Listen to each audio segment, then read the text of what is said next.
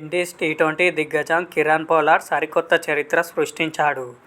పొట్టి క్రికెట్లో 400 క్యాచ్లు అందుకున్న తొలి ఆటగాడిగా ప్రపంచ రికార్డు నెలకొల్పాడు. కరేబియన్ ప్రీమియర్ లీగ్ 2025 ఫైనల్లో ఈ ఘనత సాధించాడు.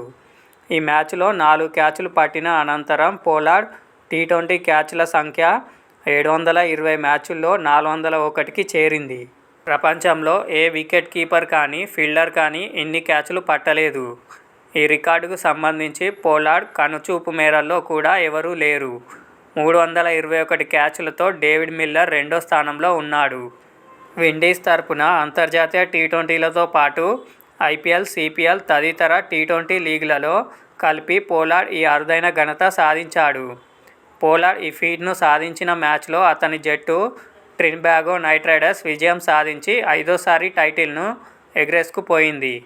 ఫీల్డింగ్లో 4 క్యాచ్లు పట్టి వారియర్స్ను దెబ్బకొట్టిన పోలార్డ్ బ్యాటింగ్లో మెరుపు ఇన్నింగ్స్ 12 బంతుల్లో 21, 3 సిక్సర్లు ఆడి నైట్ రైడర్స్ గెలుపును ఖరారు చేశాడు.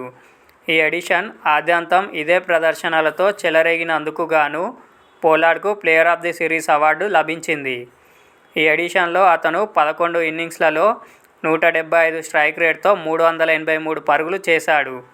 ఇందులో 36 సిక్సర్లున్నాయి. ఈ ఎడిషన్లో ఇన్ని సిక్సర్లు ఎవరూ బాదలేదు.